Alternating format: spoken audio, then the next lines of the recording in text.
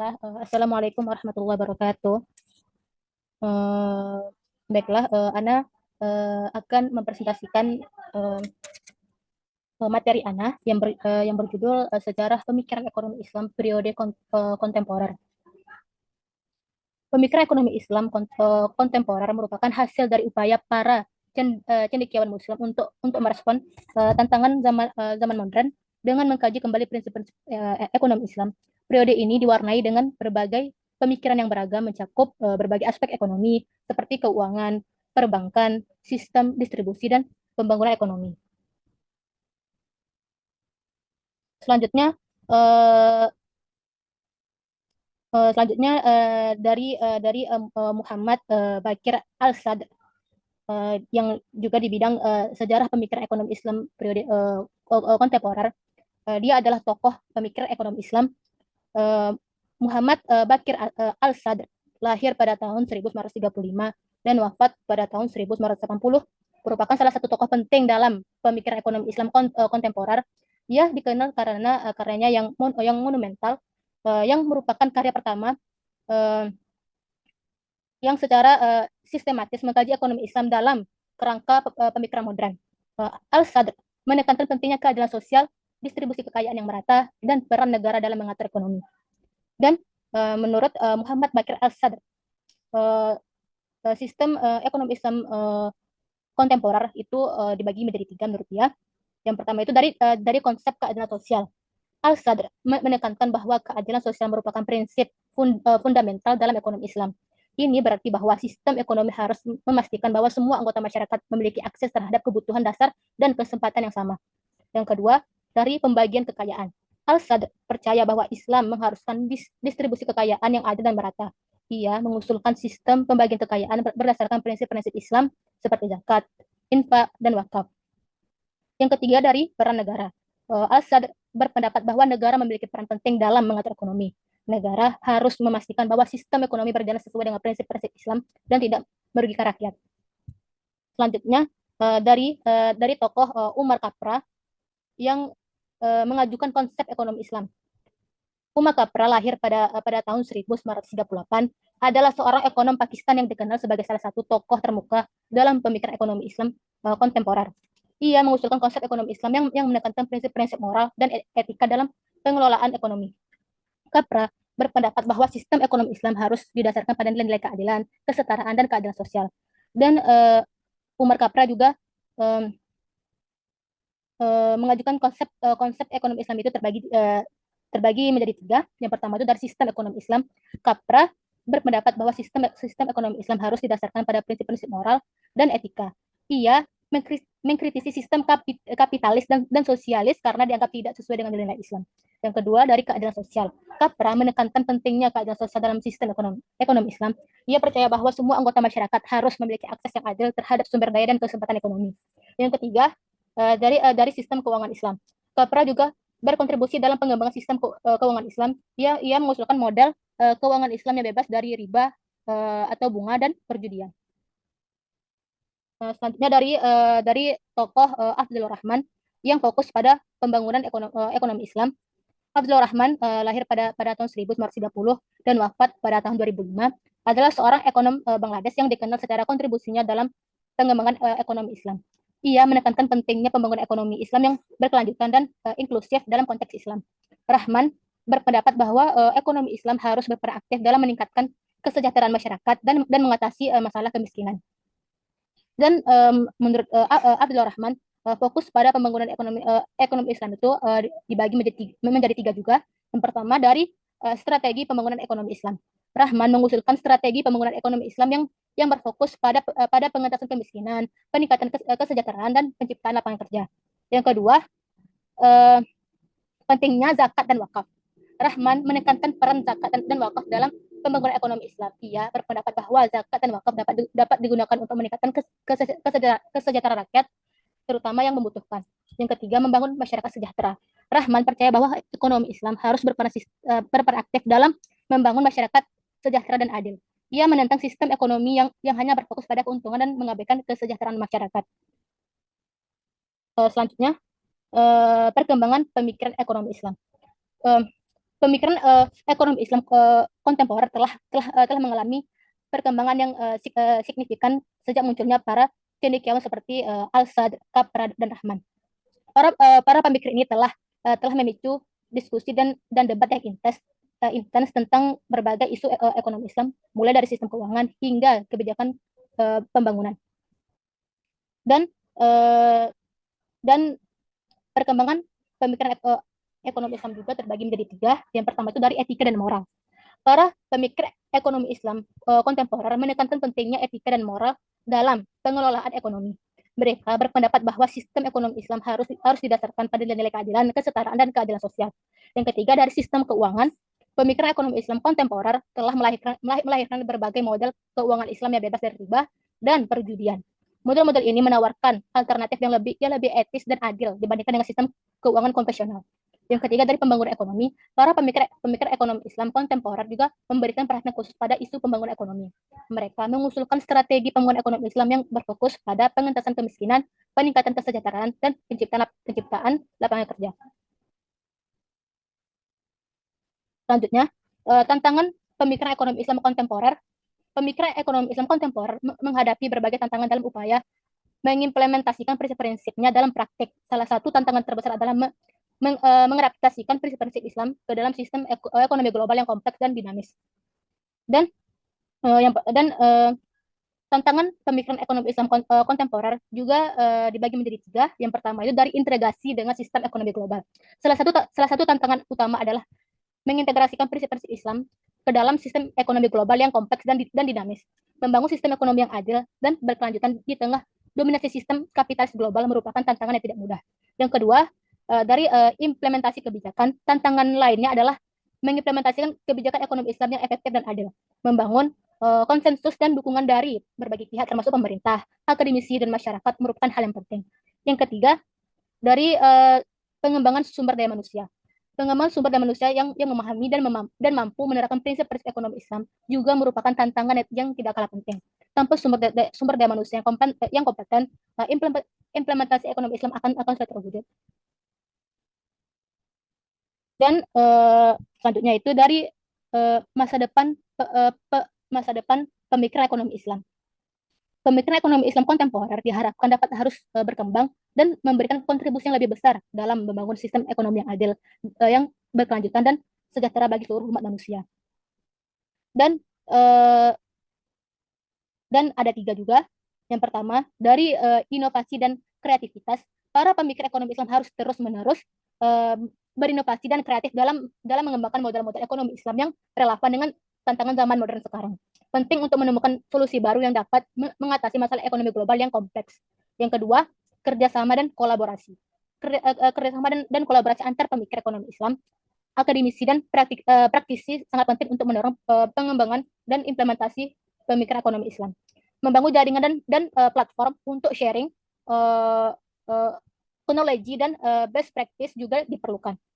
Yang ketiga, dari pendidikan dan pelatihan, pendidikan dan pelatihan tentang ekonomi Islam yang berkualitas tinggi harus diprioritaskan. Hal ini diperlukan untuk melahirkan generasi muda yang memahami dan mampu menerapkan prinsip-prinsip ekonomi Islam dalam praktik. Kesimpulannya, pemikiran ekonomi Islam kontemporer telah memberikan sumbangan yang besar dalam pengembangan teori dan praktek ekonomi Islam.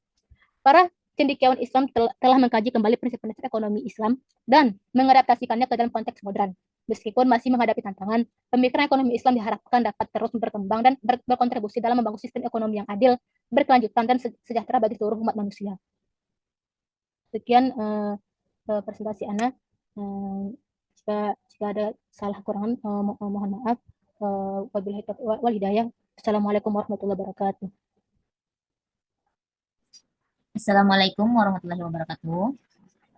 Baiklah, perkenalkan Ana Triwaningsih dengan NIM 23620238 ingin melanjutkan pembahasan yang telah disampaikan oleh saudara Rabia Al-Adawiyah, yang di mana pembahasannya tadi itu berjudul Sejarah Pemikiran Ekonomi Islam pada periode kontemporer.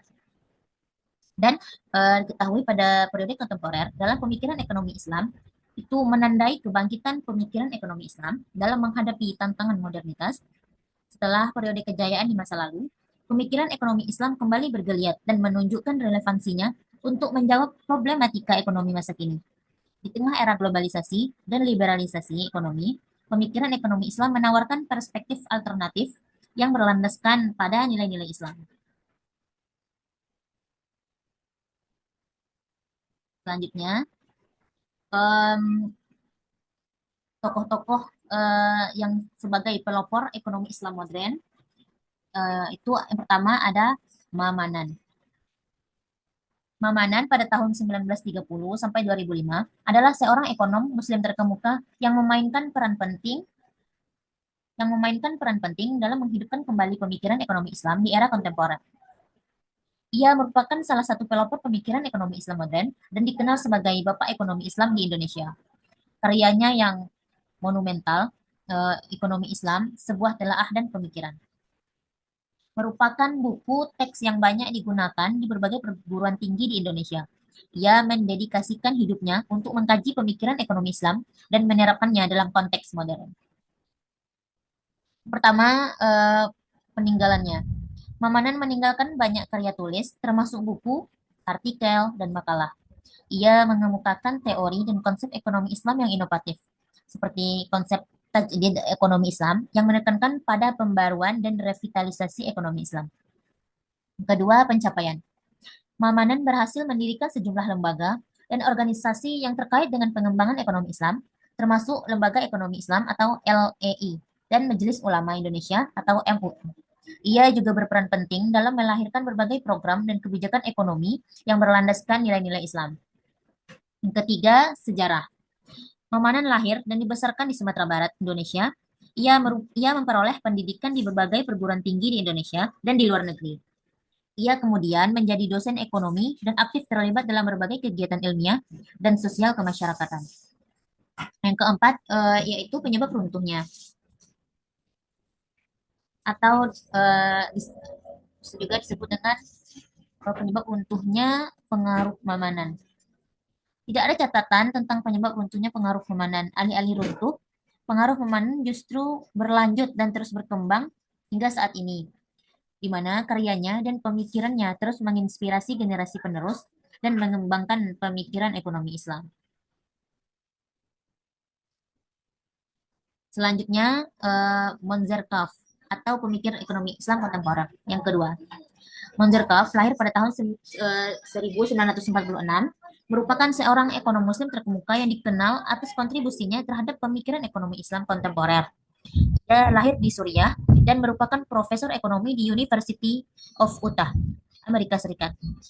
Kaf terkenal sebagai salah satu penggagas teori ekonomi Islam, Islam tentang ekonomi dan perbankan. Ia juga menulis buku-buku penting, termasuk The Islamic Economy and Introduction dan Islamic Banking, A Global Perspective. Pertama, peninggalannya. Kaf meninggalkan banyak karya tulis, termasuk buku, artikel, dan makalah. Ia mengemukakan teori dan konsep ekonomi Islam yang inovatif, seperti konsep Islamic Finance, yang menekankan pada prinsip-prinsip etika dan keadilan dalam sistem keuangan. Kedua, pencapaian. Kaf telah memberikan kontribusi besar dalam pengembangan teori dan praktik ekonomi Islam. Ia telah mengajar ekonomi Islam di berbagai universitas di dunia dan berkontribusi dalam membangun institusi keuangan Islam. Karyanya telah diterjemahkan ke dalam berbagai bahasa dan dipelajari oleh para ekonom dan akademisi di seluruh dunia.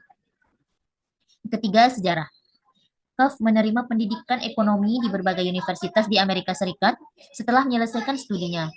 Ia mendedikasikan dirinya untuk mengkaji pemikiran ekonomi Islam dan menerapkannya dalam konteks modern. Dan ia juga aktif dalam berbagai kegiatan ilmiah dan sering memberikan kuliah dan seminar tentang ekonomi Islam. Selanjutnya, Adi Warman. Adi Warman lahir pada tahun 1953, merupakan seorang ekonom muslim Indonesia yang dikenal atas kontribusinya terhadap pengembangan ekonomi Islam di Indonesia.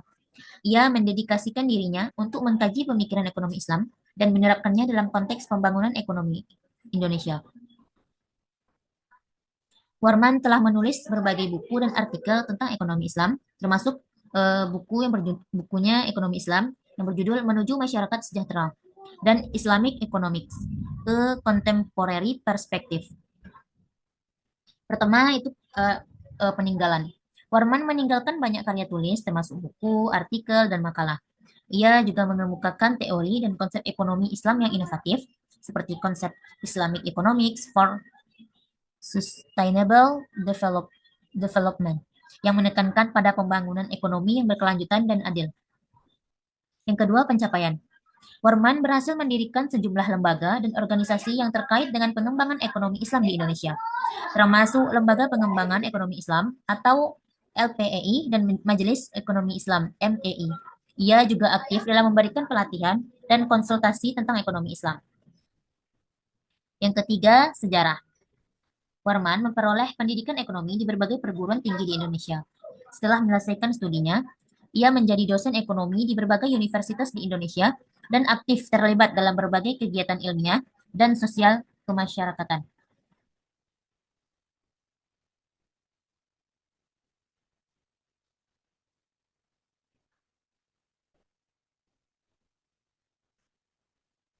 Selanjutnya, Azwar Karim.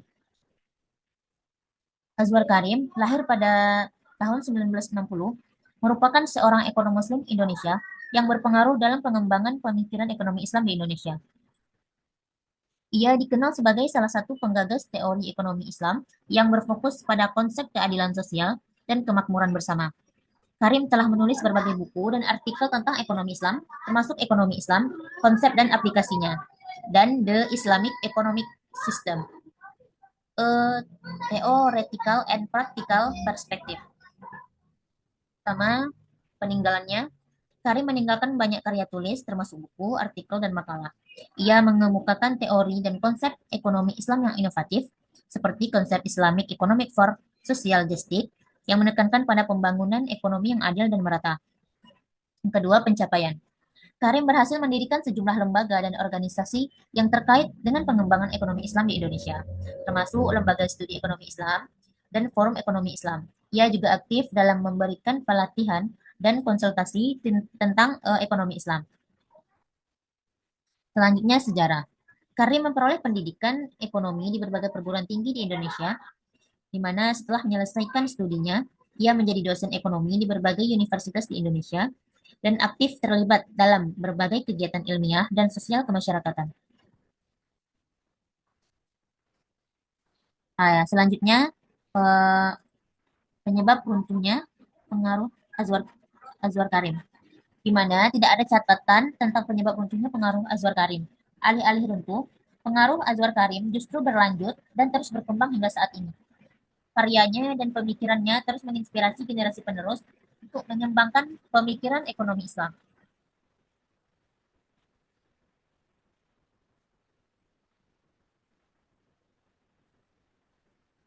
Selanjutnya kita masuk kepada pemikiran ekonomi Islam, sebuah pendekatan holistik. Jadi pemikiran ekonomi Islam merupakan sebuah pendekatan holistik yang mengintegrasikan nilai-nilai agama dan etika dalam sistem ekonomi. Pemikiran ekonomi Islam tidak hanya fokus pada aspek material semata, tetapi juga memperhatikan aspek spiritual, sosial, dan keadilan.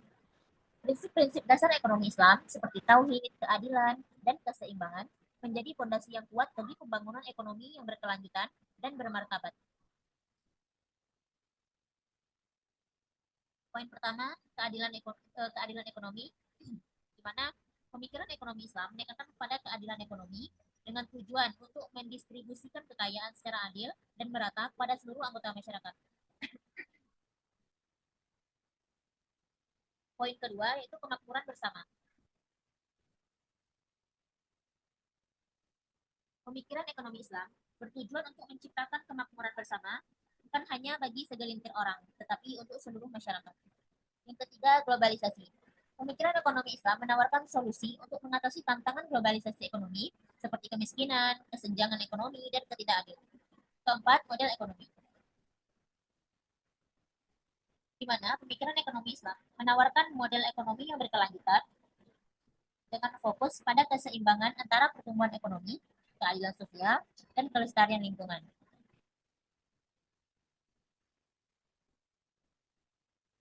Baiklah, selanjutnya, tantangan pemikiran ekonomi Islam. Di tengah perkembangan ekonomi global yang semakin kompleks, pemikiran ekonomi Islam menghadapi berbagai tantangan. Di satu sisi, pemikiran ekonomi Islam dituntut untuk terus berkembang dan menjawab problematika ekonomi yang semakin kompleks. Di sisi lain, pemikiran ekonomi Islam juga harus mampu beradaptasi dengan realitas global tanpa mengabaikan nilai-nilai luhurnya. Pertama, modernisasi. Tantangan terbesar bagi pemikiran ekonomi Islam adalah bagaimana mengintegrasikan nilai-nilai Islam dengan sistem ekonomi modern. Pemikiran ekonomi Islam harus mampu menjawab pertanyaan-pertanyaan tentang bagaimana menerapkan prinsip-prinsip Islam dalam konteks pasar global yang kompetitif. Kedua, di segi teknologi. Perkembangan teknologi, informasi, dan komunikasi telah mengubah lanskap ekonomi dunia.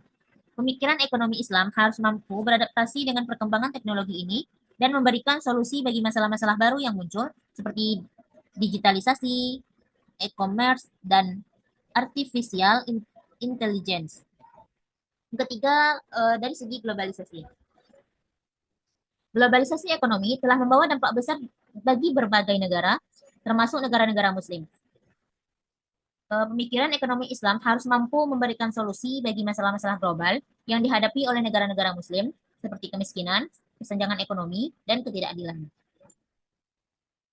Yang keempat, dari segi implementasi. Tantangan lain yang dihadapi oleh pemikiran ekonomi Islam adalah implementasinya. Terkadang ada kesenjangan antara teori ekonomi Islam dan praktiknya.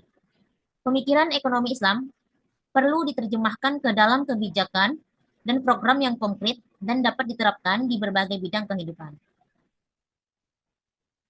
Selanjutnya, masa depan pemikiran ekonomi Islam. Di mana masa depan pemikiran ekonomi Islam sangatlah menjanjikan. Seiring dengan meningkatnya kesadaran tentang pentingnya nilai-nilai Islam dalam pembangunan ekonomi, pemikiran ekonomi Islam diharapkan dapat memainkan peran yang lebih besar dalam membentuk sistem ekonomi yang adil, berkelanjutan, dan bermartabat. Para ekonom dan akademisi Muslim terus berupaya mengembangkan pemikiran ekonomi Islam untuk menghadapi tantangan masa depan dan menciptakan sistem ekonomi yang lebih baik bagi seluruh umat manusia. Yang eh, pertama poinnya kita dapat eh, melakukan peningkatan kesadaran agar masa depan pemikiran ekonomi Islam sangat menjanjikan. Maka ada beberapa poin yang bisa uh, menjawab atau sebagai panduan untuk um, atau sebagai uh, arahan yang bisa kita jadikan gambaran untuk menjawab tantangan ini. Pertama itu dengan peningkatan kesadaran. Peningkatan kesadaran tentang pentingnya nilai-nilai Islam dalam pembangunan ekonomi di berbagai belahan dunia seiring dengan meningkatnya kesadaran ini, pemikiran ekonomi Islam akan mendapatkan tempat yang lebih penting dalam membentuk sistem ekonomi global. Jadi peningkatan kesadaran itu sangat penting dalam nilai Islam. Yang kedua, dengan inovasi dan pengembangan. Dengan terus berkembangnya inovasi dan pengembangan di bidang pemikiran ekonomi Islam, para ekonom dan akademisi Muslim terus berupaya menemukan solusi-solusi baru untuk menghadapi tantangan ekonomi global yang semakin kompleks. Jadi dengan terus berusaha untuk melakukan inovasi dan pengembangan, itu akan membantu kita untuk terus berkembang dan di mana pemikiran ekonomi Islam di masa depan bisa lebih baik lagi. Yang ketiga itu implementasi kebijakan, di mana meningkatnya penerapan prinsip-prinsip ekonomi Islam dalam kebijakan dan program pembangunan di berbagai negara, pemikiran ekonomi Islam akan berperan penting dalam membentuk sistem ekonomi yang adil, berkelanjutan, dan bermartabat. Jadi itulah pembahasan kita pada kali ini. Kalau ada kata-kata yang salah, mohon maaf.